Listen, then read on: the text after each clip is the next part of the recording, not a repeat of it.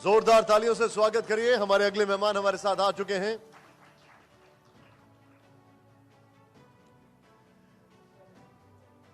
बिहार आर्यभट्ट की धरती है जिन्होंने दुनिया को गणना सिखाई, कौटिल्य की धरती है जिन्होंने अर्थशास्त्र सिखाया, और इसी धरती पर एक शख्स ऐसे भी हैं जो राजनीति में हर किस्म के गुणा भाग, हर तरह के समीकरण को न सिर्फ बुन चुके हैं बल्कि सुलझा भी चुके हैं। एक ऐसी हस्ती जो इस चुनाव से बतौर राजनेता अपना डेब्यू करने वाले हैं, जिनकी चर्चा न सिर्फ बिहार के गांव कूचे बल्कि देश के तमाम राज्यों में है। जोरदार तालियों से स्वागत करिए जन स्वराज पार्टी के नेता प्रशांत किशोर जी का। स्वागत है सर आपका। आइए, और उनका इंटरव्यू करेंगी पद्मजा। सर आइए, जोरदार तालियां हो जाए, जोरदार। प्रशांत किशोर जी, बहुत बहुत धन्यवाद टीवी 9 भारतवर्ष के सत्ता सम्मेलन में आने के लिए। आपकी जितनी भी स्पीचेस होती है पिछले 2.5 साल में, जब भी आप सभा करते हैं, आप एक ही चीज से शुरुआत करते हैं। आप कहते हैं मैं ये नहीं कहूंगा मेरे को वोट डालो, मैं ये नहीं कहूंगा, बस इतना कहूंगा कि भाई अगर आपको गरीबी से निकलना है तो ये आपका फॉर्मूला है। फिर आप उनका टेस्ट लेते हैं। आप कहते हैं कि आप जात पे मत वोट डालिए, आप हिंदू मुस्लिम पे वोट मत डालिए, आप राम मंदिर पे वोट मत डालिए, आप 5 किलो अनाज के लिए वोट मत डालिए, आप मुफ्त के सिलेंडर के लिए वोट मत डालिए। तो वोट डालेंगे किसके लिए? वो नहीं, जो आपने बात कही सिर्फ बिहार में ही नहीं, जनरली लोकतंत्र से जो लोग जुड़े हुए हैं पूरे देश में, बहुत इंटेलिजेंट लोग भी अपना ज्यादा समय इस बात पर लगाते हैं कि वोट किसको दिया जाए, जबकि मेरी अपनी समझ ये है कि वोट किसको दिया जाए इससे ज्यादा महत्वपूर्ण है कि वोट किस बात के लिए दिया जाए। और उसी बात को मैं गांव देहात की भाषा में लोगों को समझाता हूं कि बिहार में आपने अपने जीवन में जिसको भी वोट दिया, तो जिस चीज के लिए आपने वोट दिया हो, चाहे आपने वोट लालू जी को दिया, नीतीश को दिया, मोदी को दिया, कांग्रेस को दिया, जिस चीज के लिए भी आपने वोट दिया वो चीज कहीं ना कहीं आपको मिली है। ये लोगों का पहला होता है कि वोट किसको दिया जाए, किस पर भरोसा किया जाए। लोकतंत्र में इतनी अच्छी व्यवस्था है कि आपको भरोसा करने की जरूरत ही नहीं है। आप अपना विषय ठीक चुन लीजिए और जो उस समय में अच्छा, समय काल में अच्छा लगे उसको वोट दे दीजिए। ज्यादातर संभावना है कि वो काम आपका हो जाएगा। और मैं बिहार के नजरिए से गिनवाता हूं कि भाई अगर आपने 5 किलो अनाज के लिए वोट दिया है मोदी जी को, तो बिहार में चाहे किसी की सत्ता हो, बिहार में चाहे जितना भी भ्रष्टाचार हो, 4 किलो अनाज तो मिल रहा है। 1 किलो चोरी होता है, भ्रष्टाचार की भेंट चढ़ता है, लेकिन लोगों को 4 किलो अनाज मिल रहा है। लोगों ने यहां पर लालू जी को वोट दिया। लालू जी के लोग यहां आएंगे, कहेंगे कि हमको लालू जी ने यहां गरीबों को सम्मान दिया, आवाज दिया। तो मैं तो मन से उनका विरोधी होने के, राजनीतिक विरोधी होने के बाद भी कहता हूं कि भाई लालू जी को अगर आपने गरीबों के, वंचितों के आवाज और सम्मान के लिए वोट दिया, तो लालू जी की राज में गरीबों को सम्मान और आवाज मिली। बिहार की राजनीति को जो समझते हैं वो जानते हैं इस बात को। भले ही ये अलग बात है कि जिन वर्गों को लालू जी ने आवाज दिया उनको पढ़ाई की व्यवस्था नहीं की, उनके लिए पूंजी जमीन की व्यवस्था नहीं की, उनको रोजी रोजगार नहीं दिया, लेकिन आवाज तो जरूर दिया। इसी तरह लोगों ने अगर नीतीश कुमार को वोट दिया बिजली के लिए कि बिहार में बिजली, पानी, सड़क की स्थिति सुधरनी चाहिए, तो बिहार में चाहे जो स्थिति हो, जब नीतीश जी 2005 में मुख्यमंत्री बने तो भी बिहार देश का सबसे गरीब और पिछड़ा राज्य था, और आज भी देश का सबसे गरीब और पिछड़ा राज्य है। लेकिन बिहार में घर घर बिजली आ गई क्योंकि लोगों ने बिजली के लिए वोट दिया, लोगों ने सिलेंडर के लिए वोट दिया, तो इसी बिहार में घर घर सिलेंडर बंट गया। लोगों ने मोदी जी का भाषण सुन के वोट दिया कि मोदी जी ने गुजरात में बड़ा विकास किया है, तो भाई गुजरात में विकास हो रहा है, जितना पहले हो रहा था उससे तेजी से हो रहा है। और बिहार से बच्चे जो पहले पंजाब जाते थे, हरियाणा जाते थे मजदूरी करने, अब वो लड़के जा रहे हैं गुजरात में मजदूरी करने। ये आपको क्या बताता है कि वोट आपने चाहे लालू को दिया, नीतीश को दिया, मोदी को दिया, जिस काम के लिए भी दिया वो चीज कम या ज्यादा हुआ है। अगर पूरे राज्य में लोगों ने अयोध्या में मंदिर बनाने के लिए वोट दिया तो मंदिर बन गया। बिहार के गांव की स्थिति चाहे कुछ भी हो, यहां पर फैक्ट्री लगे ना लगे, हम लोग के वोट की ताकत से अयोध्या में मंदिर बन गया। और साथ में मैं लोगों से यह भी पूछता हूं कि आप बताओ कि क्या आपने कभी किसी भी नेता को किसी भी नेता को अपने बच्चों के पढ़ाई रोजगार के लिए वोट दिया है? तो आज तक 2.5-3 बरस के मेरे अपने जर्नी में बिहार में किसी व्यक्ति ने नहीं कहा है कि हमने अपने बच्चों के पढ़ाई रोजगार के लिए वोट दिया है। तो मैं ये बता रहा हूं कि भाई जिस चीज के लिए वोट दिए वो मिला, जिस चीज के लिए वोट नहीं दे रहे वो नहीं मिल रहा है। तो वोट प्रशांत किशोर को दो, लालू को दो, नीतीश को दो, मोदी को दो, लेकिन वोट अपने बच्चों के लिए दो, शिक्षा रोजगार के लिए दो, क्योंकि इसी की सबसे ज्यादा बिहार में जरूरत है। पर प्रशांत जी, इसमें एक तरीके से तो लग रहा है कि आप कैंपेन कर रहे हैं मोदी जी के लिए, नीतीश जी के लिए, लालू जी के लिए, क्योंकि एक ये बात भी तो बच्चों के भविष्य के लिए ही है ना। अगर आपके घर में बिजली आनी शुरू हो गई है, अगर आपको सम्मान मिलना शुरू हो गया है, अगर आपके घर में अनाज आ रहा है, अगर आपके घर में सिलेंडर आ रहा है, तो फिर आपके जो पैसे हैं आप अपने बच्चे की एजुकेशन में लगाएंगे, उसको शायद प्राइवेट स्कूल में दाखिल करा देंगे। बिल्कुल ठीक बात है। ऐसे ही तो विकास होता है। ठीक बात, ऐसे ही विकास होता है। लेकिन यह भी तो संभव है कि आप बच्चों का भविष्य तो बड़ा वेग है ना, बच्चों के भविष्य के लिए वो नहीं, बिल्कुल सीधी बात है कि अगर आपने 5वीं क्लास पास कर लिया तो क्या जीवन भर 5वीं क्लास में ही पढ़ते रहिएगा कि आगे का पढ़िएगा?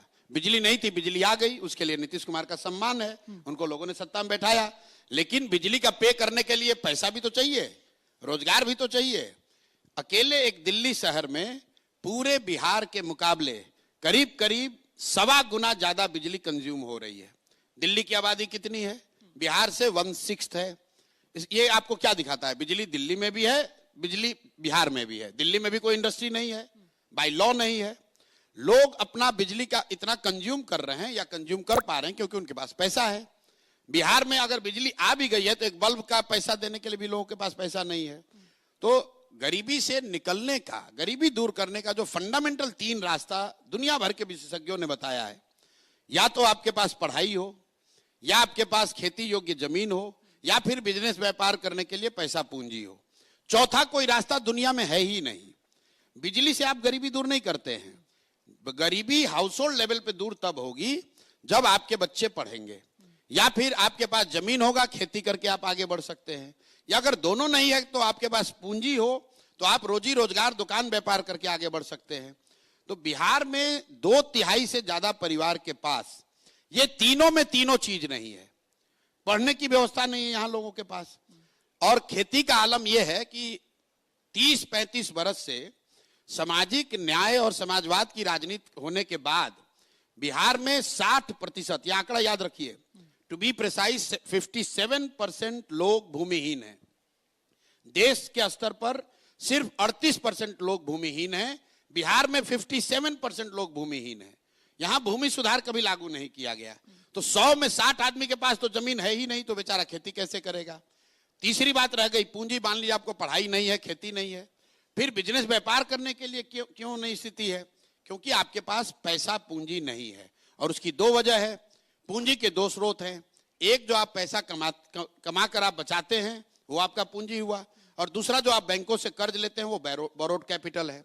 तो यहां चूंकि पर कैपिटा इनकम इतना कम है कि लोग करीब करीब 100 में 80 आदमी दिन का 100 रुपया नहीं कमा रहा है, तो बेचारा वो बचाएगा क्या और पूंजी कहां से लाएगा? और जिनके पास थोड़ा बहुत पैसा है भी, उनको बैंक वाले लोन नहीं दे रहे हैं, क्योंकि बिहार में सीडी रेशियो है 40%, देश में सीडी रेशियो है 75%। सीडी रेशियो मतलब जितना पैसा आपने बैंक में जमा किया, बैंक ने कितना पैसा वापस कर्ज के तौर पर समाज को दिया। तो बिहार के लोगों ने पिछले वर्ष जमा किया 4.25 लाख करोड़, और बैंकों ने सिर्फ कर्ज दिया 1,61,000 करोड़। बाकी पैसा उन्होंने भेज दिया गुजरात, तेलंगाना, आंध्र प्रदेश, महाराष्ट्र। तो भाई जब तक बिहार में शिक्षा नहीं होगी, तो जब तक बिहार में भूमि सुधार नहीं होगा, और जब तक लोगों के हाथ में पैसा पूंजी नहीं होगा, तो जितने बात यहां हो जाए, जितने वाद चल जाए, बिहार की गरीबी दूर नहीं हो सकती है। तो हम लोग ये कह रहे हैं कि फंडामेंटल लेवल पे ये 3 चीजों के लिए काम होना चाहिए, और काम तब होगा जब लोग इन 3 चीजों के लिए वोट देंगे। आप कैसे करेंगे ये सब? नहीं, यही बात हम लोग बता रहे हैं कैसे करेंगे। अब हम लोगों ने 3 बातें जो बताई हैं कि शिक्षा को कैसे सुधारेंगे, हम लोगों ने उसका सीधा फॉर्मूला दिया है कि आपको पहले समझना है कि बिहार की शिक्षा व्यवस्था इतनी बिगड़ी कैसे है। हम लोग भी बिहार के सरकारी स्कूल से पढ़े हैं। हर जिले में प्रखंड के स्तर पर 1-2 विद्यालय बिहार में ऐसे जरूर थे जहां पढ़कर आप अपना जीवन सुधार सकते थे।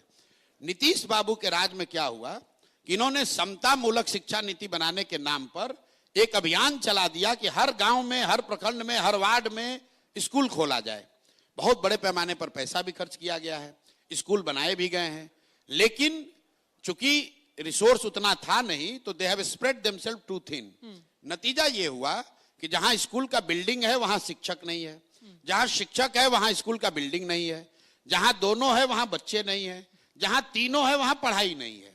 तो इसको हम लोग रिवर्स कर रहे हैं, और जो दुनिया भर में इसके एग्जाम्पल हैं, दुनिया के बहुत बड़े देशों में, आप स्कैंडिनेवियन कंट्री का एग्जाम्पल उठाकर देख लीजिए, what they have suggested and what they have proven कि rather than taking good school to every village, build good schools and take the children to the good school. अभी सम्राट चौधरी थोड़ी देर पहले आए थे, उन्होंने कहा था कि हमारे स्कूल्स हमने इतने ज्यादा अभी ऐड कर लिए हैं कि पलायन रुक गया है, लोग अब बाहर के राज्यों में सम्राट चौधरी की इतनी समझ नहीं है कि उनकी वो इन विषयों पर बोल सकें।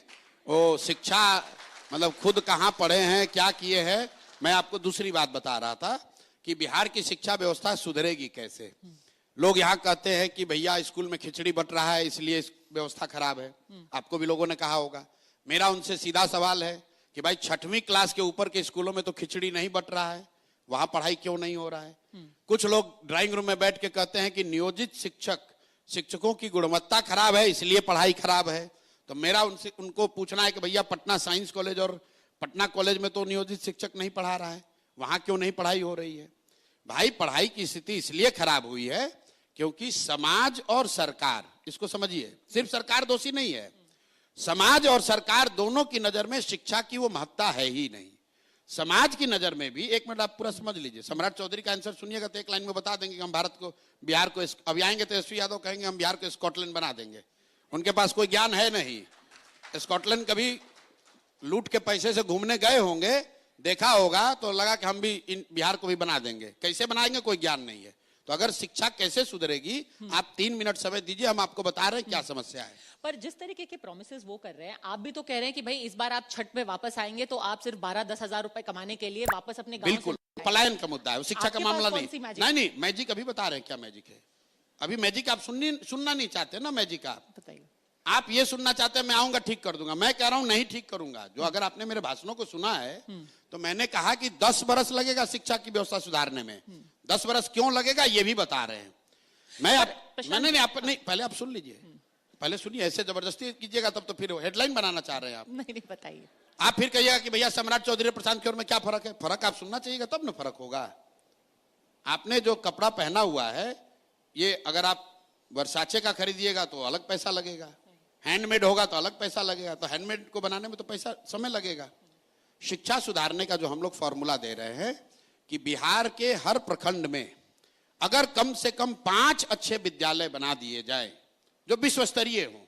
मैं रेफरेंस के लिए कहता हूं जो नेतरहाट के स्तर का हो, क्योंकि बिहार में सबसे अच्छा सरकारी विद्यालय नेतरहाट रहा है। तो मैं ये कहता हूं कि अगर प्रखंड के स्तर पर 5 अच्छे विद्यालय बना दिए जाएं और बच्चों को स्कूल की बस की सुविधा दे दी जाए तो कोई ऐसा बच्चा नहीं है जो 20 मिनट में उस स्कूल तक ना पहुंच सके। अब 5 विद्यालय बनाने में जो खर्च आना है वो करीब करीब 1 लाख करोड़ रुपया लगेगा। उतना पैसा तो है नहीं। तो हम लोग ये कह रहे हैं कि हर वर्ष हर प्रखंड में एक अच्छा विद्यालय बना पाएंगे, झूठ नहीं बोलते। हर वर्ष हर प्रखंड में एक अच्छा विद्यालय बनाएंगे जिसपे करीब 17,000 से 20,000 करोड़ रुपए खर्च आएगा। लेकिन आप अंदाजा लगाइए अगर हर साल हर प्रखंड में एक नेतरहाट के स्तर का विद्यालय भी बन जाए तो पूरे बिहार में 550 ऐसे विद्यालय हर साल बनेंगे। एक नेतरहाट अकेले से 1500 से ज्यादा लोग, 1500 से ज्यादा अलग अलग परिवार के लोग आज सिविल सर्विसेज में हैं, ब्यूरोक्रेट हैं, बड़े अच्छे जगहों पर हैं। तो इन विद्यालयों का कितना फायदा होगा। 5 वर्ष में 2500 से 3000 ऐसे विद्यालय बनेंगे। हम लोग का लक्ष्य है कि 10 वर्ष में 5000 ऐसे विद्यालय बिहार में बनाए जाएं ताकि बिहार को फिर से ज्ञान की भूमि के तौर पर प्रतिस्थापित किया जाए। दूसरी बात, अब 10 वर्ष हमको ये बनाने में लगेगा, बच्चों का उम्र तो रुकेगा नहीं। तो उसके लिए हम लोगों ने जो कॉन्सेप्ट दिया है कि जब तक सरकारी स्कूल नहीं सुधरे तब तक गरीब बच्चों को, गरीब परिवारों को यह अवसर होगा कि वो अपने इलाके में प्राइवेट स्कूल में अपने बच्चों को पढ़ाएं और पढ़ाने का खर्चा और फीस एक रेगुलेटेड फीस सरकार की ओर से दिया जाएगा ताकि बच्चों का जीवन ना प्रभावित हो। अब इस पर 2 काउंटर है लोगों का। लोग कहते हैं भैया आप तो प्राइवेट कीजिएगा तो सब प्राइवेट में चला जाएगा।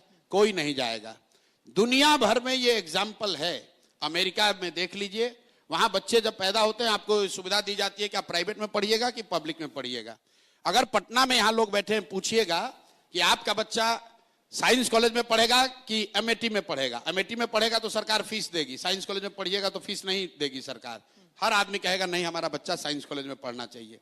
अगर आपसे कोई कह दे कि पटना मेडिकल कॉलेज से मेडिकल करोगे कि रमैया से करोगे, रमैया से करोगे तो फीस सरकार भरेगी, लोग कहेंगे ना भाई हमको रमैया से फीस नहीं चाहिए, हमको पटना मेडिकल कॉलेज में पढ़ाओ। 1 मिनट में कंप्लीट कर रहा हूं। तो हम लोग ये कह रहे हैं कि ये बच्चों को अगर सुविधा दे दी जाए गार्जियंस को, तो वो करीब 1/3 बच्चे प्राइवेट स्कूल में टेम्पररी बेसिस पे शिफ्ट होंगे, और तब तक हम लोग सरकारी व्यवस्था को अगले 5 से 10 साल में क्रमशः सुधारते जाएंगे। एक अंतिम बात जो लोगों की समझ में नहीं आती है, लोगों को यह लगता है कि सरकारी विद्यालय फ्री है। एक मैं आंकड़ा दे रहा हूं, दिन में कोई आपको देगा नहीं। बिहार में प्राइमरी स्कूल में पढ़ने वाले बच्चों पर औसतन सरकार 864 रुपया खर्च करती है, 864 रुपीज। और औसतन फीस अगर आप यहां पर गांव देहात में देखिएगा तो सरकारी विद्यालयों के मुकाबले प्राइवेट स्कूल में फीस 400 से 600 रुपए है। तो बिल्कुल आधे खर्च पर सरकार बहुत बड़े पैमाने पर लोगों को प्राइवेट स्कूल में पढ़ने की सुविधा दे सकती है, तब तक के लिए जब तक कि हम लोग सरकारी व्यवस्था को न सुधारें। बहुत अच्छा। अब सम्राट चौधरी आए, तेजस्वी यादव आए, तो पूछिएगा जरूर। तेजस्वी यादव महानुभाव ने कहा कि हम यही सुन के हम लोग विश्व स्तरीय कह रहे हैं तो कॉपी करता है। आपने सारे तो क्वेश्चंस भी गैस कर लिए, उनका जवाब भी अरे दे वो दिया। पहले से बोला हुआ उन्होंने। अच्छा। लोगों ने कहा भाई प्रशांत किशोर कह रहा है जन विश्व स्तरीय शिक्षा व्यवस्था बनाएंगे, हम बात कर रहे हैं प्राइमरी स्कूल की। तो कॉपी पेस्ट करने वाला जो विद्यार्थी होता है उसका हालत देखिए। तेजस्वी यादव ने कहा कि हम विश्व स्तरीय यूनिवर्सिटी बनाएंगे, प्रशांत किशोर प्राइमरी स्कूल का बात कर रहा है, हम विश्व स्तरीय विश्वविद्यालय बनाएंगे। अब इनकी समझ का फेर देखिए भाई, बिहार में 5% से कम लोग, उन्हीं लोगों ने जातीय जनगणना कराई है, हमारा डाटा नहीं है, 5% से कम अति पिछड़ा, दलित और मुस्लिम समाज के, जिसका वो रिप्रेजेंटेटिव और रहनुमा होने का दावा कर रहे हैं, 30 वर्ष के उनके शासन के बाद, यह आंकड़ा याद रखिए, 3% से कम दलित समाज के बच्चे 12वीं पास करते हैं, 5% से कम अति पिछड़ा समाज के लड़के 12वीं पास करते हैं, और 7% से कम मुस्लिम समाज के बच्चे 12वीं पास करते हैं। तो मेरे भाई आप ये बता दीजिए कि जब समाज का ये 2/3 पॉपुलेशन है बिहार का, जब बच्चे 12वीं पास नहीं कर रहे हैं तो विश्व स्तरीय विश्वविद्यालय में कौन पढ़ेगा? तेजस्वी यादव। ठीक है, नोटेड। अब आपका सवाल नोट अरे करके, भाई कोई पूछने वाला नहीं है। बिल्कुल पूछेंगे, आज वो आ रहे हैं यहाँ पे, इसी मंच से आप पूछेंगे। बताइए कि 12वीं अगर लड़के पास नहीं कर रहे हैं तो विश्व स्तरीय विश्वविद्यालय में कौन पढ़ेगा, ये बता दीजिए। लेकिन आपकी सारी बातें सुन के यहाँ पर शायद बैठे हुए लोगों को थोड़ी थोड़ी याद अरविंद केजरीवाल की आ रही होगी। क्यों? क्या आप बिहार का केजरीवाल तो नहीं है? यही बात है कि भाई स्कूल के लिए वोट दीजिए। मैं आपको एक चीज बता एक और सवाल, क्योंकि फिर आप सारे सवाल फॉलो आप गेस करके आंसर देंगे। उन्होंने भी यही कहा था 2013 में कि भाई मैं मोहल्ला क्लिनिक बनाऊंगा, मैं सबके लिए सबको सहूलियत दूंगा कि आपके सारे बच्चे जाएंगे, गवर्नमेंट स्कूल को मैं प्राइवेट स्कूल की तरह बना दूंगा। उन्होंने किया भी, पर ऐसी राजनीति की शेल्फ लाइफ कितनी है? क्या आप बिहार में केजरीवाल ब्रांड ऑफ पॉलिटिक्स ला रहे हैं और इसकी कितनी शेल्फ? पहली बात तो केजरीवाल और प्रशांत किशोर दोनों दो व्यक्ति हैं। जन स्वराज और आम आदमी पार्टी दोनों में फंडामेंटल डिफरेंस है। राजनीति तो वैसी ही है ना? बिल्कुल नहीं, ये वही है ना, गेस्ट पेपर वाला। क्या फर्क है? क्योंकि आपने तो साथ काम किया। फिर देखिए वही बात है, यहाँ जो अच्छे विद्यार्थी होंगे जिन्होंने एनसीईआरटी और टेक्स्ट बुक पढ़ा है, वो आपको बताएंगे कि टेक्स्ट बुक पढ़ने में और गेस्ट पेपर पढ़ने में क्या फर्क है। केजरीवाल गेस्ट पेपर वाले नेता हैं, हम लोग टेक्स्ट बुक वाले नेता हैं, हम लोग फंडामेंटली पढ़ने वाले व्यक्ति हैं। सुन लीजिए बात। अब आइए, आप ही की टेक्स्ट बुक से पढ़ रहे थे वो एक वक्त पे। शिक्षा पर आइए। आपने कहा कि अरविंद केजरीवाल ने वादा किया कि मैं मोहल्ला क्लिनिक बनाऊंगा, स्कूल बनाऊंगा।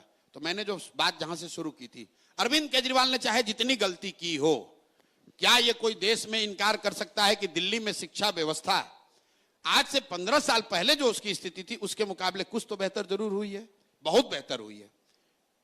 हम चाहे अरविंद केजरीवाल का कितना भी शिकायत कर ले, चाहे उनकी जितनी भी गलती हो, लेकिन शिक्षा पर अगर उनका फोकस था तो दिल्ली में सरकारी स्कूलों की स्थिति पहले के मुकाबले बेहतर हुई और बिहार के मुकाबले तो 100 गुना बेहतर हुई है। तो क्या आप कर रहे हैं कि वो गलत चीज कर दिया उन्होंने? वो हारे वो अलग वजह से, लेकिन उसी स्कूल, उसी मोहल्ला क्लिनिक के बल पर 10 बरस लोगों ने दिल्ली में केजरीवाल जी को मौका दिया। पर फिर उनको वोट कर दिया, बाहर भी तो कर दिया। अभी तो हारिएगा ना, आप गलती कीजिएगा तो कभी पर हारिएगा। वो तो और अच्छा करते जा रहे थे, वो कह रहे हैं हमने इसीलिए schools मैंने को कहा, और अच्छा जैसे- कर दिया, जैसे clinic देखिए, को और अच्छा कर दिया। जैसे देखिए यही है ना कि जैसे नीतीश जी आए, यहाँ बिजली नहीं थी, बिजली दे दिया, लोगों ने 5 वर्ष उनको दिया शासन। अब नीतीश जी चाहते हैं कि 50 वर्ष का जनता कॉन्ट्रैक्ट लिख दे। जनता ये करे भाई बिजली तुमने दे दिया, बिजली के लिए तुमको 5 साल दिया, बिजली सड़क के लिए। अब हम लोग इसके आगे उद्योग चाहते हैं, पढ़ाई चाहते हैं, रोजगार चाहते हैं। तो केजरीवाल के लिए भी, शिक्षा के लिए लोगों ने वोट दिया। ये प्रमाण है इस बात का, क्योंकि लोकसभा में दिल्ली में कभी आम आदमी पार्टी नहीं जीती है, लेकिन विधानसभा में हर बार जीती। क्यों जीती? क्योंकि लोगों ने कहा भाई चलो देश में कोई भी रहे, दिल्ली में आपने शिक्षा सुधारी है, दिल्ली में सड़कें सुधारी हैं, दिल्ली में मोहल्ला क्लिनिक बनाया है, सही बनाया हो गलत बनाया हो, लेकिन उसके आधार पर उनको वोट मिला है। तो ये आप उसको सिरे से खारिज मत कीजिए। रह गई बात जो आपका दूसरा सवाल है कि क्या जनसुराज और अरविंद केजरीवाल आम आदमी पार्टी एक तरह की पॉलिटिक्स करते हैं? बिल्कुल नहीं। हम लोग के उत्पत्ति का ही रास्ता अलग है। अरविंद केजरीवाल आंदोलनकारी हैं और मेरा आंदोलनों में कोई विश्वास नहीं है। आम आदमी पार्टी अन्ना के आंदोलन से निकली, बिहार में हमने कोई आंदोलन किया नहीं है। मेरा अपना मानना है कि मानव सभ्यता के इतिहास को अगर आप पढ़ेंगे, सिर्फ दिल्ली बिहार का नहीं, देश का नहीं, पूरे दुनिया का, if you read the human history, except for French revolution, France की क्रांति को अगर आप अपवाद के तौर पर हटा दें, तो किसी भी क्रांति से, किसी भी आंदोलन से समाज का सृजन नहीं हुआ है। क्योंकि आंदोलन और क्रांति सृजन का हथियार और रास्ता नहीं है। आंदोलन और क्रांति किसी को सत्ता से हटाने का रास्ता है, किसी को सल्तनत को उखाड़ने की उसमें ताकत है। आपने देखा जेपी का आंदोलन हुआ, उससे इंदिरा जी को सत्ता से हटा दिया गया, लेकिन उससे देश और बिहार नहीं सुधरा। अन्ना का आंदोलन हुआ, उससे मनमोहन सिंह की सरकार चली गई, लेकिन नई व्यवस्था नहीं बनी। अरविंद जी की सरकार नहीं नहीं, सरकार बनना और समाज में सृजन होना दोनों अलग बात है। मैं आपको यही कह रहा हूं। इसका लोग कोई भी राजनीतिक प्रयास को लोग आंदोलन मान लेते हैं। हर आंदोलन राजनीतिक प्रयास नहीं है, हर राजनीतिक प्रयास आंदोलन नहीं है, उस बात को समझिए। पर जिस तरीके का मोमेंटम आम आदमी पार्टी को मिला था, रामलीला मैदान से उनको मोमेंटम मिला, आपकी एक बड़ी अलग ब्रांड ऑफ राजनीति है, वो मोमेंटम आपको मिल पाएगा बिहार के नहीं? हमें मोमेंटम चाहिए नहीं, हमें वो मोमेंटम नहीं चाहिए। तो हम मोमेंटम बनाने नहीं आए। मोमेंटम ही नहीं होगा। हम लोग मोमेंटम बनाने नहीं आए हैं। यही आप अब ठीक रास्ते पर आप आ गए। हम लोग मोमेंटम बनाने वाले लोग नहीं हैं। हम इसमें सिर्फ गांधी और बाबा साहब का पिक्चर नहीं लगा है। हम लोगों ने गांधी जी को, बाबा साहब के जो रास्ते हैं उसको बहुत गहराई से पढ़ा है, समझा है और कोशिश कर रहे हैं। मैं ये दावा नहीं कर सकता हूँ कि सब फॉलो करते हैं, लेकिन जितनी भगवान ने क्षमता दी है, कोशिश कर रहे हैं कि उन मार्गों पर चलने का प्रयास करें। गांधी जी आए देश में, अफ्रीका से आए और 20 बरस तक, ऑन रिकॉर्ड इसको चेक कर लीजिएगा, देश लौटने के 20 बरस तक उन्होंने कोई मोमेंटम बनाने का, आपके शब्दों में कोट अनकोट मोमेंटम बनाने का कोशिश नहीं किया कि अंग्रेजों को मार के भगा दिया जाए। गांधी जी ने यह कहा कि पहले अपने को तैयार करो, सही मार्ग ढूंढो, सही तरीका अपनाओ, अपने में आत्म क्षमता, अपना आत्मबल बढ़ाओ, तब अगर उसके बाद अंग्रेजों से लड़ोगे तब तुम्हें सफलता मिलेगी। एक मिनट रुक जाइए। पर ये तो फिर बहुत ही ज्यादा लॉन्ग टर्म हो गया। करने कह रहे हैं दीजिए, 20 साल तक हम सिर्फ प्रयास बिल्कुल, करेंगे, हमें कोई दिक्कत फिर नहीं। 10 साल तक हम काम करेंगे, तब बिल्कुल, स्कूल बनेंगे, तो फिर बिल्कुल। काम होगा कब? 30 साल तो इसी में लग अरे जाएंगे। अब देखिए यही है, आपको 2020 का जमाना है, आप लोग भी चलाते हैं news in 20 minutes. Sir voter भी कहता है जल्दी जल्दी रिजल्ट दीजिए, जल्दी जल्दी। 30 साल के लिए कौन इंतजार करेगा? हम लोग के लिए राजनीति वोटर से वोट लेना नहीं है। वो काम हमने जल्दी जल्दी वाला 10 साल किया है। येन केन प्रकारेण कैसे चुनाव जीतना है, वो काम हम लोगों ने किया है। अब मैंने अपने लिए, अपने जीवन के लिए तय किया है कि मेरा लक्ष्य, मेरा जीवन का उद्देश्य सिर्फ चुनाव जीतना नहीं है। राजनीति सिर्फ चुनाव नहीं है, ये आप लोग की समझ है। राजनीति समाज की आवाज बनना भी है। राजनीति जो लोग समाज में पिछड़ गए उनकी मदद करना भी है। हम लोग आज चुनाव नहीं लड़े हैं। तो आप मिनट सुन राजनीतिक पार्टी हैं या एनजीओ हैं? सुन लीजिए आप मेरी बात, क्या है अभी आपको समझ में आएगा। हम लोग अभी पार्टी बने हैं 2 अक्टूबर को। कोई हमारा एमएलए एमपी नहीं है, सत्ता में भी नहीं है, विपक्ष में भी नहीं है, हम लोग सदन में भी नहीं है। लेकिन 3 बरस से हम लोगों ने एक मुद्दा उठाया कि 60 बरस से ज्यादा उम्र के हर महिला पुरुष को जो यहां सरकार 400 रुपया दे रही है विकलांगों को, दिव्यांगों को, ये भीख से भी बदतर है। और 3 बरस ये हल्ला करने के बाद 20 बरस सत्ता में रहने वाले नीतीश कुमार पहली बार, आज ही का दिन, अच्छे दिन आपसे इंटरव्यू हो रहा है, आज ही का दिन है जब इन लोगों को 400 के बजाय अब 1100 रुपया आज से पेंशन मिलने लगा। आप क्या कह रहे हैं कि इसका कोई असर नहीं है? अगर मैं एमएलए बन जाऊंगा तो इससे ज्यादा समाज पर असर डाल पाऊंगा? हमें एमएलए ऐसा नहीं बनना है जो कि एमएलए बनकर बालू का ठेकेदारी करे। हमें बिहार को सुधारने से मतलब है। अगर हम लोग एमएलए न बने, हमारी सरकार भी न बने और बिहार सुधरे, उससे हमारा फायदा है। हम जनसुराज जीते या नहीं, बिहार जीतना पर चाहिए। प्रशांत जी, आप समाज सुधारक ही नहीं है ना, आप एक पॉलिटिकल पार्टी भी हैं। आपने अभी उपचुनाव भी लड़ा था। बिल्कुल। पर उसमें उपचुनाव में जिस तरीके का नतीजा आया, उससे एक संदेश नहीं है कि लोगों को कुछ और चाहिए। आपकी मैसेजिंग जो है, आप लगातार एक आंदोलन कर रहे हैं। किस तरह का संदेश आप ड्रॉ करते हैं, ये तो आपकी विजडम है। मतलब आप सारे हार गए, आपने जितने लड़े, ठीक आप है, सारी सीटों पे हार बिल्कुल हार गए। जनसुराज को पहले चुनाव में 10% वोट आया, 10% सिर्फ वोट आया, और हम लोग की आशा अपेक्षा के अनुसार बहुत कम था। लेकिन अब इसको आप जरा समझ लीजिए कि 10% वोट बिहार में क्या मायने रखता है। जिस बीजेपी का आप लोग सुबह से शाम तक गुणगान करते हैं, अरे बाप मोदी जी, अमित शाह, आरएसएस, बीजेपी को बिहार में 10% वोट लाने में 20 बरस लगे हैं। और पिछले चुनाव में इतना इनका डंका पीट रहा है पूरे देश में, पिछले विधानसभा चुनाव में बीजेपी को 19.6% वोट आया था, जदयू को 15% से कम। 100 बरस पुरानी कांग्रेस पार्टी को 5.6% वोट आया था। और आप कह रहे हैं कि 10 दिन पुरानी पार्टी को 10% वोट आया, तो आप कह रहे हैं कि आपकी बात कोई मान नहीं रहा है। तो भाई आप निर्णय कर लीजिए। हमको अगर नहीं भी मान रहा है तो हमको घबराहट नहीं है। दिक्कत यह है कि हमसे ज्यादा घबराहट आप लोगों को है। अरे भाई, हम 10 साल देने को तैयार हैं, हमको 20 साल लगेगा, हम 20 साल लगाएंगे। हमको बिहार को सुधारने से इंटरेस्ट है। हम लोग पहले लोग हैं जो ये कह रहे हैं कि अगर गलती से भी जनसुराज ने किसी गलत व्यक्ति को टिकट दे दिया तो उसको बिल्कुल हराओ, उससे अच्छा कोई मिलता है उसको वोट दो।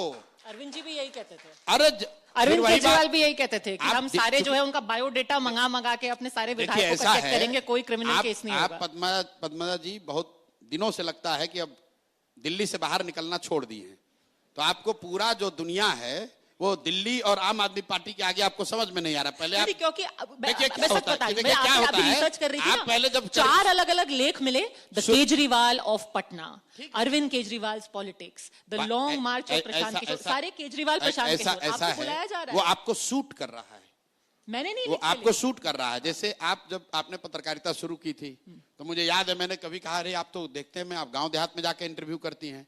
अब मुझे याद नहीं कि आप पिछली बार कब गांव में गई थी। क्या बात, दिल्ली में ही बैठ के सारा ज्ञान दिए जा रहे हैं। आप लोग बुलाते हैं 4-5 अपने राजनीतिक विशेषज्ञों को। सुनिए मेरी बात, बिहार में ही मिलूंगी आपसे, अक्टूबर में मिलूंगी बिहार में। सुनिए ना मेरी बात, जितने लोग आप लोग टीवी पर विशेषज्ञ बुलाते हैं, आज से आपके सारे सीनियर लोग भी बैठे हैं।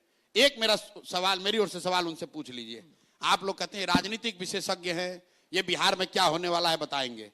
पूछने से पहले एक कैविएट लगा दीजिए, भाई जो भी अपने आप को बिहार पर ज्ञानी, बिहार का राजनीतिक विश्लेषक बता रहा है या आप लोग बताते हैं, उससे पूछ लीजिए कि बिहार में जिला कितना है ये बता दो। जिसको ये नहीं मालूम है कि बिहार में 36 जिला है कि 38 जिला है कि 40 जिला है, उसको ये पता है कि 3.5 करोड़ बिहार के लोग क्या चाहते हैं, वो कैसे वोट करेंगे। और आप लोग उसका महिमा मंडन किए जा रहे हैं टीवी पर। अरे बाप, ये बहुत बड़े राजनीतिक विश्लेषक, इनको बहुत बड़ा ज्ञान है। आप, और मैं ये मजाक के तौर पर नहीं कह रहा हूं, आप जो भी अपने को राजनीतिक विश्लेषक कहता है, दिल्ली में बैठा है, उससे खाली ये पहला सवाल ये पूछो, भाई बिहार में कितना प्रमंडल, कितना जिला है, ये बता दो। ठीक है, अभी तो हम आपका विश्लेषण सुनने आए हैं यहाँ पे। आपने कहा है कि हम जाति की राजनीति से ऊपर उठ करके विकास की राजनीति एक बात करना चाहते हैं। हम ये सब शब्दों का प्रयोग ही नहीं करते हैं, मतलब ये आपके शब्द हैं। हाँ, लेकिन हम लोग ये जरूर कहते हैं कि हम लोग जाति की राजनीति नहीं करना चाहते।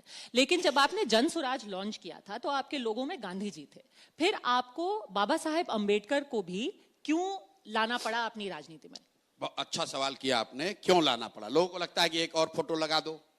अब ये आपको सवाल ये भी पूछना कि सिर्फ 2 ही क्यों है, 3 क्यों नहीं है, तो उसको आप समझिए, 2 मिनट लगेगा आपको। विचारधारा के आधार पर हम लोग की सीधी लड़ाई भाजपा से है। लोग चाहे कुछ भी कहें, विचारधारा के आधार पर जनसुराज की लड़ाई भाजपा से है। अब पूरे देश में विचारधारा के आधार पर भाजपा से लड़ कौन रहा है, तो अगर आप ध्यान से देखेंगे तो आज पिछली बार जितना भाजपा को वोट मिला है, भाजपा को वोट मिला करीब करीब 36%, लेकिन इनकंटेस्टेड सीट, क्योंकि भाजपा 543 सीट नहीं लड़ती है, uncontested seat their average is around 40%, मतलब 40% वोट भाजपा को पिछले चुनाव में मिला है। 80% हिंदुओं के देश में अगर भाजपा को 40% वोट आया है, इसका मतलब है कि करीब करीब आधे हिंदू आज भी भाजपा को वोट नहीं देते हैं। अब ये आधे हिंदू कौन है? हम लोग की समझ ये है, मेरी समझ ये है कि आधे हिंदू वो हैं जो 4 भाग में बटे हुए हैं। जो लोग गांधी के विचारधारा में यकीन रखते हैं वो भाजपा के आज के कार्यक्रमों से, आज के विचारधारा से इत्तेफाक नहीं रखते हैं। जो बाबा साहब के विचारधारा के मानने वाले लोग हैं वो भी भाजपा के साथ नहीं चलना चाहते हैं। जो कम्युनिस्ट विचारधारा के मानने वाले लोग हैं वो भी भाजपा के साथ नहीं है, चाहे किसी जाति के हों।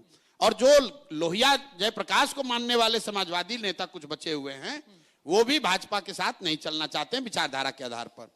तो हम लोग का जो राजनीतिक सामाजिक फॉर्मूला है कि अगर इन 4 विचारधारा के मानने वाले लोग मुसलमानों के साथ और अन्य माइनॉरिटीज के साथ सामाजिक राजनीतिक गठजोड़ बना लें तो वो डिनोमिनेटर बढ़ के हो जाएगा 60%, और वही तरीका है भाजपा को हराने का या उनसे लड़ने का। अब आप कहिएगा कि जब 4 है तो उसमें हमने 2 ही क्यों इस्तेमाल किया? क्योंकि कम्युनिस्ट पार्टी यहां एक दल है तो उनके लेनिन और मार्क्स का तो फोटो हम लगा नहीं सकते हैं। दूसरा बच के समाजवादी लोग, तो समाजवाद के भी 1-2 लोग अभी टुकड़ों में बचे हुए हैं। तो जो 2 विचारधारा के लोग हैं, गांधी जी और बाबा साहब, अगर इन 2 विचारधारा के मानने वाले लोग भी साथ में आ जाएं और मुसलमानों के साथ, ईसाइयों के साथ, सिखों के साथ गठजोड़ बना ले तो वो भाजपा से लंबे समय में मुकाबला कर सकते हैं और उनको विचारधारा के आधार पर लड़के हरा सकते हैं। इसलिए वो 2 सिंबल है। लेकिन फिर वही बात कहेंगे, गेस्ट पेपर पढ़ने वालों को तो यही समझ में आएगा, कह रहे गांधी जी थे, अब दलित का वोट लेने के लिए अंबेडकर साहब को भी लगा दिया। तो समझ का फेर है ना। यही तो आम आदमी समझेगा कि आप भले से उसको विचारधारा बोल दें, लेकिन एक तरीके से दलित समाज के जो आइकॉन है उनकी तस्वीर आपने लगा दी, वो दलित वोट के लिए ऐसा है। आम आदमी को आप लोग जितना बेवकूफ समझते हैं उतना बेवकूफ है नहीं। आम आदमी को तो टेलीविजन वाले बता रहे थे कि इस्लामाबाद पर कब्जा हो गया, अब हम लोग पाकिस्तान को 4 टुकड़ा कर दिए, अब हम लोग बालूचिस्तान में को आजादी दिला दिए। आम आदमी समझा? आम आदमी इतना बेवकूफ नहीं है जितना टेलीविजन वाले बता रहे हैं। पॉलिटिकल सिंबलिज्म तो प्रशांत जी वही है। नहीं, जब नहीं, राहुल अरे जी संविधान, आप लोगों ने बनाया है। संविधान की कॉपी अपने हाथ में लेते हैं तो वो एक दलित समुदाय के लिए एक सिंबल। सुनिए, राहुल गांधी जब बाबा साहेब की प्रतिमा के आगे कोई प्रणाम करता है, वो दलित समाज के लिए ऐसा है। पद्मजा जी, राहुल जी, आप, हम आम जनता को रिप्रेजेंट करने का दावा नहीं कर सकते हैं। मैं बिहार के गांव में 2 साल चला, मुझे ऐसे लोग भी मिले हैं जिनके शरीर पर कपड़ा नहीं है लेकिन लोग समाजवाद पर लंबी लंबी चर्चा कर सकते हैं। मुझे ऐसे लोग भी मिले हैं जो बैठकर ये बात कर रहे हैं कि भैया फिलिस्तीन और इजराइल के लड़ाई का परिणाम क्या होगा। आम आदमी इतना बेवकूफ नहीं है जितना आज की टेलीविजन मीडिया या प्रिंट मीडिया बताने की कोशिश कर रही है कि जो हम लिखेंगे सब लोग वही समझ लेंगे। नहीं, आम आदमी को तो कभी भी अंडर एस्टिमेट नहीं किया जा सकता। अच्छा है, कम से कम आप मान तो रहे हैं। चुनाव दर चुनाव आम आदमी बता देता है कि वो कितना विदुषी है। जब हमारी अभी लोकसभा में दिखाया, बिल्कुल दिखाया, लोकसभा में उन्होंने दिखाया कि हमको मोदी चाहिए, मोदी जी चाहिए, लेकिन मोदी अनकंट्रोल्ड मोदी नहीं चाहिए। तो उतना ही सीट घटाया कि वो प्रधानमंत्री बने रहे लेकिन ऑटोक्रेट ना बन जाएं, तानाशाह ना बन जाएं। ठीक है, आपकी आम आदमी की इतनी समझ है कि वो राहुल गांधी को भी नहीं बैठाया, मोदी को बैठाया, लेकिन लगाम के साथ बैठाया कि भैया ऑटोक्रेट मत बनो, भगवान मत बनो, नेता ही बन के रहो, प्रधानमंत्री बन के रहो। थोड़ी सी आपकी पार्टी की बात कर लेते हैं। आपकी पार्टी की फंडिंग का सोर्स क्या है? फंडिंग का सोर्स प्रशांत किशोर की बुद्धि है, सरस्वती की कृपा है। आप बताइए आपका फंडिंग का सोर्स क्या है? आप अपना जीवन कैसे चलाते हैं? मेरी फंडिंग का सोर्स तो मेरी सैलरी है, बट आपकी सैलरी है, ठीक है। नहीं, अरे मैं बता रहा हूं, मैं आपका एग्जांपल दे रहा हूं। कोई पत्रकार है, वकील है, डॉक्टर है, उसको पैसा कहां से आता है? वो अपने दिमाग से किसी का इलाज करता है, किसी को लीगल सेवा देता है। आप पत्रकारिता करती हैं, आपको पैसा मिलता है। तो प्रशांत किशोर भी किसी उद्योगपति के लड़के नहीं है, हम कोई धंधा बिजनेस करते नहीं है, कोई सरकारी पद पर है नहीं, एमएलए एमपी कभी रहे नहीं है। फिर इतना पैसा आता कहां से? आता पैसा वहां से है जिन लोगों को भी 10 बरस में हमने मदद की अपने दिमाग से, चोरी करके नहीं, चारा चोरी करके नहीं। हम लोगों ने जिसको मदद की वो आदमी समझता है भाई ये आदमी के पास हुनर है, कुछ समझ है, ये आदमी समाज के लिए कुछ कर सकता है। 10 वर्ष में उनसे मदद नहीं, उनसे पैसा नहीं लिया, लेकिन अब कह रहे हैं कि भाई देखो तुमको हमने इतनी मदद की है, अब हम एक प्रयास कर रहे हैं बिहार में, हमको थोड़ा मदद करो। तो इस देश में 12 ऐसे लोग हैं, ध्यान रखिए, 12 ऐसी पार्टियां हैं, 12 ऐसे सरकारें बनी जिनको बनने में हमने कंधा लगाया है। तो आप उनके जो समर्थक हैं या वो लोग हैं, वो थोड़ा थोड़ा भी योगदान दे रहे हैं तो पैसा आ रहा है। अब एक मिनट रुकिए, चूंकि आप मोदी जी के समर्थक भी, क्योंकि 2014 बिल्कुल मोदी जी को पैसा देने वाले लोग भी दे रहे होंगे पैसा हमको आज, और मोदी ममता जी नहीं जी को देंगे, समर्थन करने वाले लोग भी बिल्कुल देंगे, क्योंकि उनको न मोदी से मतलब है न ममता से मतलब है, उनको मतलब प्रशांत किशोर से है। उनको मतलब यह है कि नहीं इस लड़के ने मदद की है, इस लड़के में समझ है, ये आदमी ईमानदारी से कोशिश कर रहा है, चलिए कुछ योगदान इसको कर देते हैं। अब आप दिन भर यहां प्रेस कीजिएगा, ये इंटरव्यू आपके लोग साथी करेंगे। एक सवाल आपने मेरे को पूछा, मैंने जवाब भी दिया। जवाब देने के बाद आपसे आग्रह कर रहा हूं कि जितने नेता हैं उनसे पूछिएगा भैया राजद का फंडिंग कहां से होता है। आज तक मैंने कोई पत्रकार मिला ही नहीं मुझे जो उसने पूछा हो लालू जी से, तेजस्वी से, नीतीश कुमार से कि भैया आपका फंडिंग कहां से आता है। ये लोग तो बिहार में ही राजनीति करते हैं, इतना तो आपको जानकारी है। इनकी सरकार, इनका राजनीतिक वर्चस्व तो बिहार के बाहर नहीं है, तो भैया इनके पास पैसा कहां से आता है। ये बिहार की गरीब जनता के लिए चलने वाली योजनाओं को लूटकर, यहां पर शराब और बालू माफिया को पैट्रोनेज देकर उनसे जो पैसा लेते हैं उसी से अपनी पार्टी चलाते हैं। और आप हमसे पूछ रहे हैं, बिल्कुल आपको पूछना चाहिए प्रशांत जी, क्योंकि आप एक नए प्लेयर हैं इसलिए। अच्छा, वो तो पुराना है, उस पर चोरी का कोई मतलब, उनसे भी बार बार पुराना चोर है भैया तो आप पर कोई दिक्कत नहीं है। नया नया अगर आए तो आपसे पूछा जाएगा कि आप चोरी कर रहे हैं कि नहीं। पुराने लोग हैं तो भैया आप खुल के चोरी करते रहिए। मैं इसका कॉन्टेक्स्ट बताती हूँ, क्यों फंडिंग की बात होती है, पूछा है, मैं उसका कॉन्टेक्स्ट भी क्लियर कर रही हूँ जी, कि अभी जो एस्टैब्लिश पार्टीज है उसके सामने आप चुनाव लड़ रहे हैं, 2.5 साल से आप यात्रा कर रहे हैं, बहुत एक्सपेंसिव एक्सरसाइज भी ये होती है। बार बार आप पे इल्जाम लगाया जाता है कि फला पार्टी की ये बी टीम की तरीके से इनको फील किया जा रहा है, उधर से फंडिंग आ रही है। लोग कहते हैं कि भाई आपकी नजदीकियां अभी भी भारतीय जनता पार्टी से बहुत है, नीतीश जी के तो आप वाइस प्रेसिडेंट बनाए गए थे। अच्छा, तो वो जो गठबंधन है आप ये बताइए, उससे अभी भी थोड़ी थोड़ी करीबी है। आप ये बताइए कि देश में, आप तो बड़ी पत्रकार हैं, देश में कौन ऐसा राजनीतिक नेता है जिससे मेरी राजनीतिक नजदीकियां नहीं है पर्सनल लेवल पे। मैं दीदी से भी बात कर सकता हूं, मैं प्राइम मिनिस्टर से भी अगर चाहूं तो रिक्वेस्ट कर सकता हूं बात करने के लिए, वो तो बहुत बड़े आदमी है, टाइम दे ना दे। मैं जगन मोहन रेड्डी से भी बात कर सकता हूं, चंद्रबाबू नायडू से भी बात कर सकता हूं, मैं स्टालिन से भी बात कर सकता हूं, उद्धव ठाकरे से भी बात कर सकता हूं। लेकिन बात करने का मतलब ये नहीं है कि हम उनकी विचारधारा पर चलेंगे या उनके साथ काम करेंगे। हम जो काम कर रहे हैं, प्रशांत किशोर अपने दम पर हम यहाँ ये काम कर रहे हैं, हमारे साथ हजारों लोग जुड़े हुए हैं, वो योगदान करते हैं, कोई समय देता है, कोई पैसा देता है, कोई बुद्धि देता है, कोई सलाह देता है।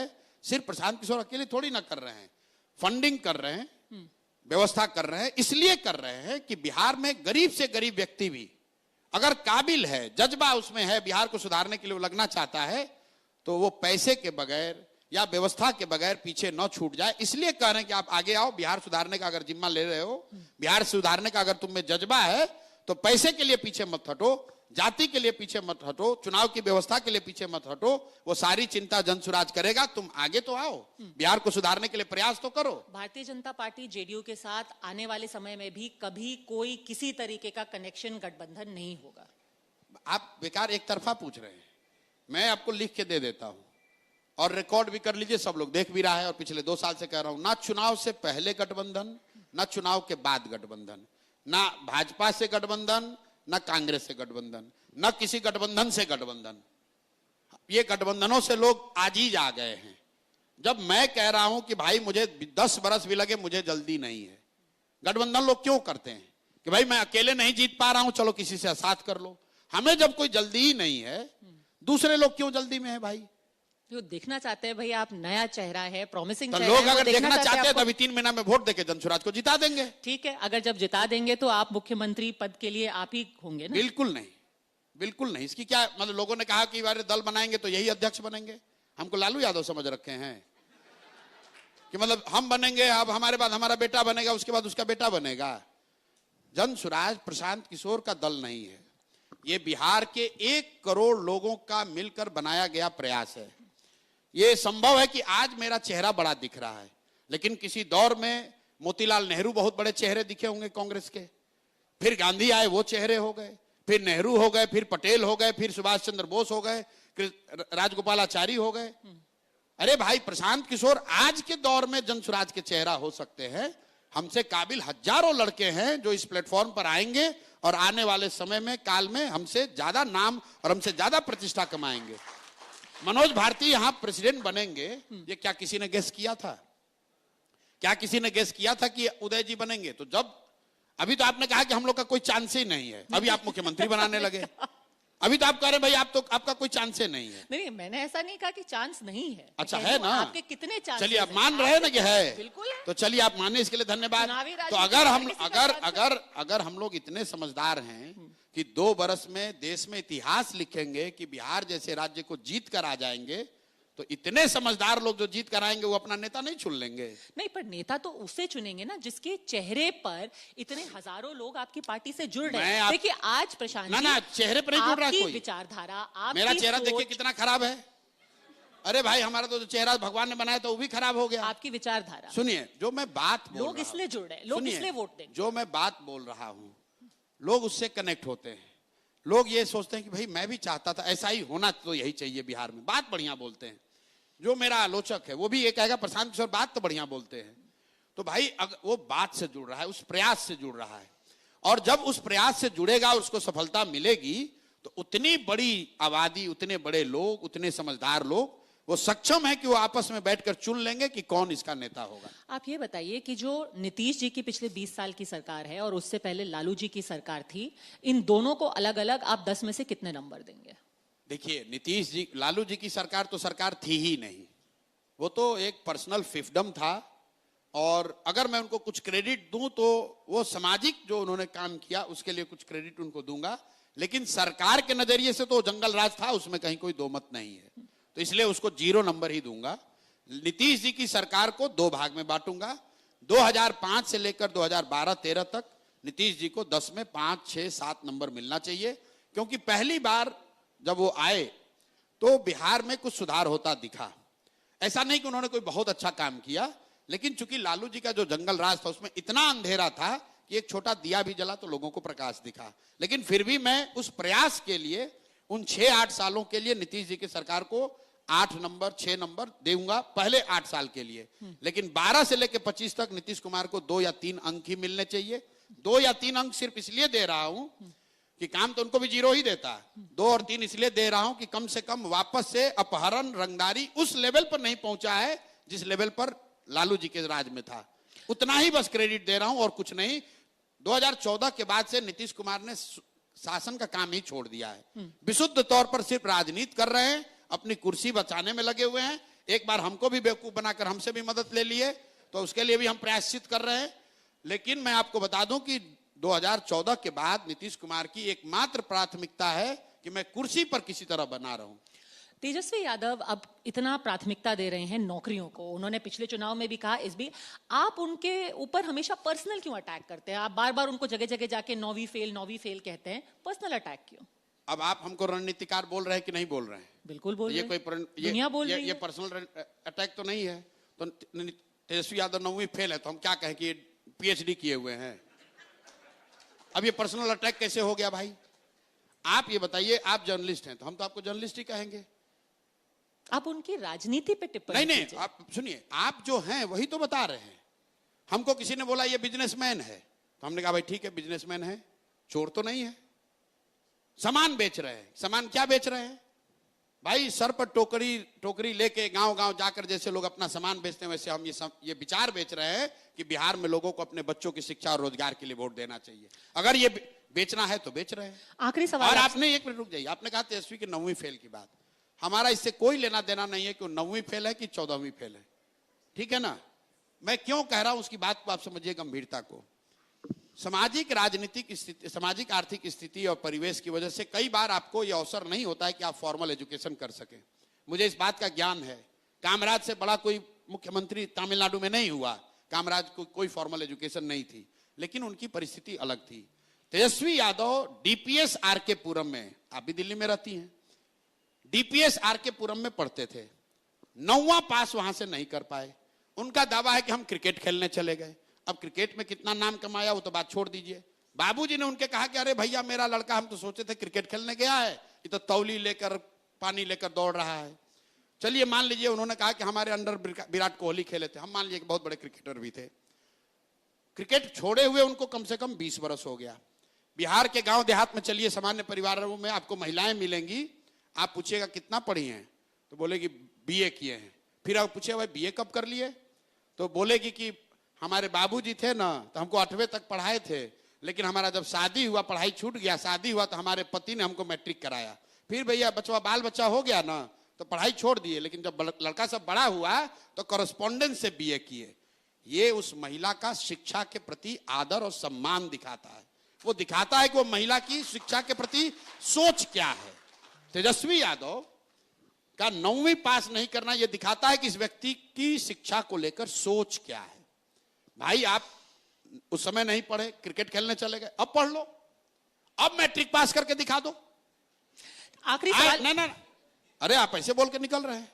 तेजस्वी यादव को मैं चुनौती दे रहा हूं, भाई यहां पर ट्यूशन कोचिंग जितने लोग हैं कर लो और मैट्रिक पास होके दिखा दो।